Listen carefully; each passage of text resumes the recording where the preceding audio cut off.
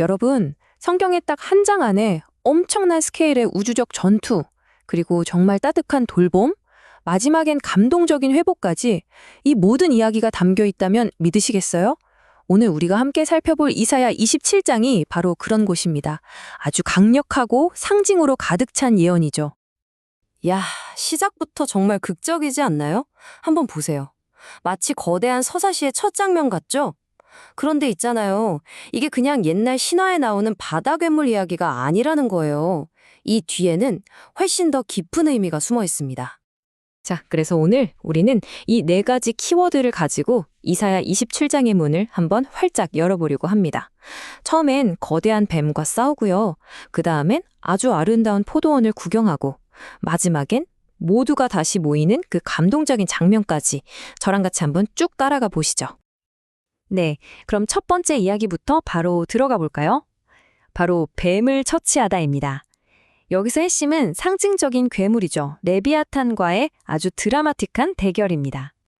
자, 이 레비아탄.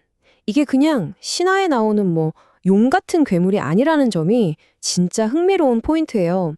성서학자들은 이걸 어떻게 보냐면요. 당시에 사람들을 억압하던 아주 폭력적인 세상의 권력들, 그리고 그 뒤에 숨어 있는 어떤 거대한 악의 세력, 이런 것들을 상징하는 강력한 은유라고 보는 거죠.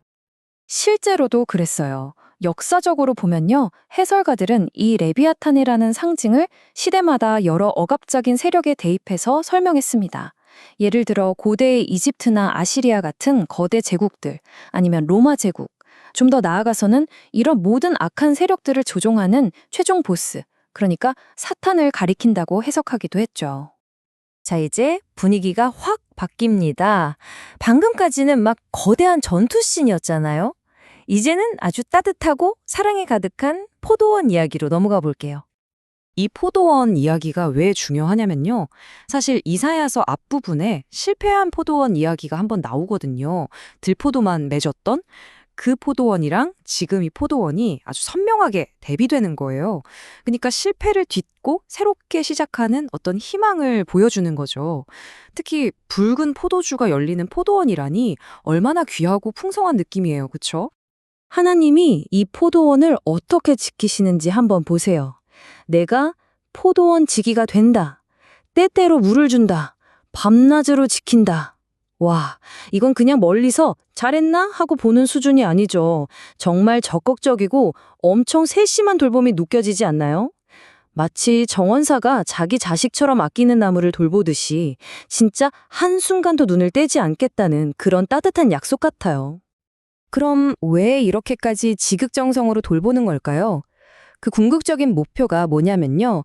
바로 이 공동체가 땅에 든든하게 뿌리를 내리고 활짝 꽃을 피워서 그 풍성한 열매로 온 세상을 가득 채우게 하려는 거예요. 정말 멋진 비전이죠? 그런데 여기서 이런 질문이 생길 수 있어요. 아니, 이렇게 보호해 주시는데 왜 힘든 일이 생기지? 하고요. 그렇죠. 이 예언은 그 어려운 질문에 대해서도 답을 해줍니다. 아주 흥미로운 지점인데요. 여기서는 심판을 두 가지 종류로 딱 나눠서 설명하고 있어요. 본문이 이런 질문을 툭 던져요. 주께서 그 백성을 치셨던들 그 백성을 친 자들을 치심과 같았겠느냐? 이게 무슨 말이냐면 이 질문 자체가 답인 거죠. 하나님이 자기 백성을 대하는 방식하고 그들의 적을 대하는 방식은 뿌리부터 다르다는 겁니다. 바로 여기서 그 차이가 명확하게 드러납니다. 자기 백성 야곱에게 내리는 벌은요, 적당하게 하신대요. 바로잡기 위한 징계, 그러니까 사랑의 매 같은 거죠.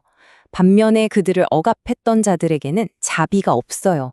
완전한 살육, 즉 파괴를 목표로 하는 무서운 형벌이 내려지는 겁니다.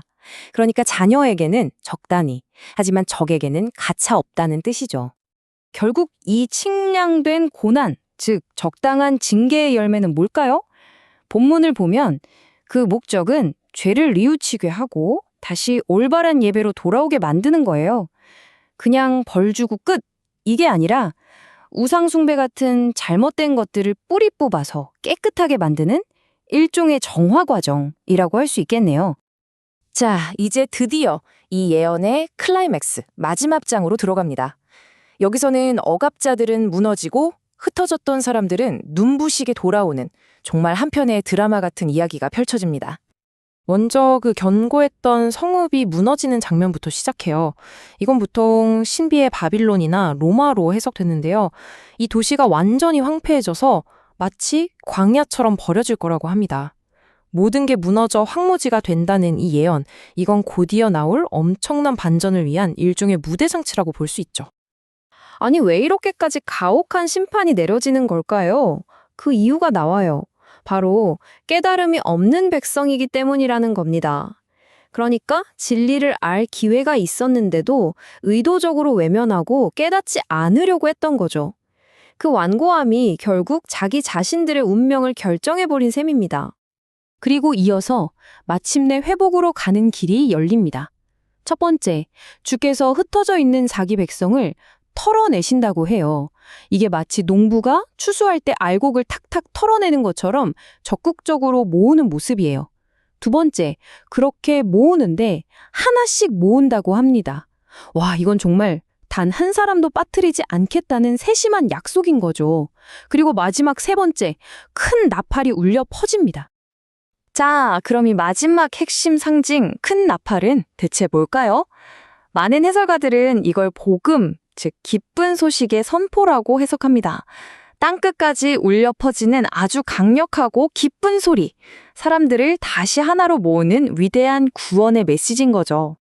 그럼 이 나팔 소리를 듣고 누가 돌아올까요? 바로 아시리아 땅에서 거의 멸망하게 된 자들, 그리고 이집트 땅으로 쫓겨난 자들입니다.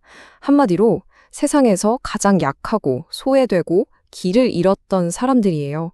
그런 이들에게 이제 돌아올 수 있다, 너희가 있을 곳이 있다고 말해주는 거니까 이건 정말 엄청난 희망의 메시지인 거죠.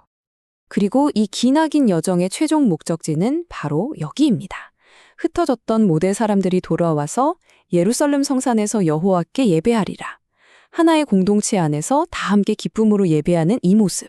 이것이 바로 이사야 27장이 보여주는 궁극적인 회복의 비전입니다. 이걸로 이 대서사시가 막을 내리는 거죠. 수천 년 전에 기록된 이 예언은 정의가 어떻게 세상을 바로 세우는지 보여줍니다. 자, 마지막으로 이 질문을 여러분께 한번 던져보고 싶어요. 모든 잘못된 것이 바로잡히고 궁극적인 책임과 회복이 이루어진다는 이 비전. 이게 오늘을 살아가는 우리에게는 과연 어떤 생각을 하게 만들까요? 한 번쯤 깊이 고민해볼 문제인 것 같습니다.